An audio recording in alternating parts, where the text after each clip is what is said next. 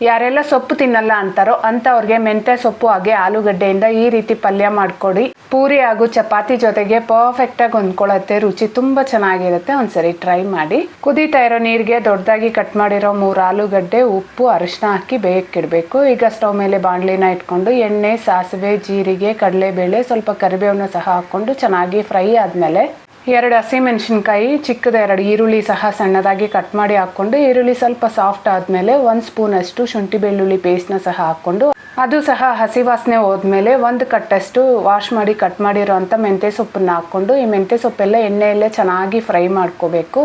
ಈ ರೀತಿ ಚೆನ್ನಾಗಿ ಫ್ರೈ ಮಾಡೋದ್ರಿಂದ ಮೆಂತ್ಯ ಸೊಪ್ಪು ಕಹಿ ಬರಲ್ಲ. ಈಗ ಅರ್ಧ ಸ್ಪೂನಷ್ಟು ಅಚ್ಚ ಖಾರದ ಪುಡಿ, ರುಚಿಗೆ ಬೇಕಾಗಿರೋಷ್ಟು ಉಪ್ಪು, 1/4 ಸ್ಪೂನಷ್ಟು ಧನಿಯಾ ಪುಡಿ, 1/4 ಸ್ಪೂನಷ್ಟು ಅರಿಶಿನ ಸಹ ಹಾಕಿ ಇದೆಲ್ಲ ಹಸಿ ವಾಸನೆ ಹೋಗೋವರೆಗೂ ಚೆನ್ನಾಗಿ ಫ್ರೈ ಮಾಡಿಕೊಂಡು 1 ಚಿಕ್ಕ ಗ್ಲಾಸಷ್ಟು ನೀರನ್ನ ಸಹ ಹಾಕ್ಕೊಂಡು ನೀರು ಕುದಿಯೋಕ್ಕೆ ಸ್ಟಾರ್ಟ್ ಆದಮೇಲೆ ನಾವು ಬೇಯಿಸಿಟ್ಟಿರೋ ಅಂಥ ಆಲೂಗಡ್ಡೆನ ಸಹ ಸೇರಿಸಿ ಚೆನ್ನಾಗಿ ಮಿಕ್ಸ್ ಮಾಡಿ ಇದನ್ನು ಒಂದು 5-6 ನಿಮಿಷ ಕುದಿಸ್ಕೋಬೇಕು. ಮಸಾಲೆ ಎಲ್ಲ ಆಲೂಗಡ್ಡೆಗೆ ಹಿಡಿದು ರುಚಿ ಚೆನ್ನಾಗಿರುತ್ತೆ. ಕೊನೆಯಲ್ಲಿ ಒಂದು ಅರ್ಧ ಲೆಮನ್ನ ಸ್ಕ್ವೀಸ್ ಮಾಡ್ಕೊಂಡು ಮಿಕ್ಸ್ ಮಾಡಿಕೊಂಡ್ರೆ ಪಲ್ಯ ರೆಡಿ.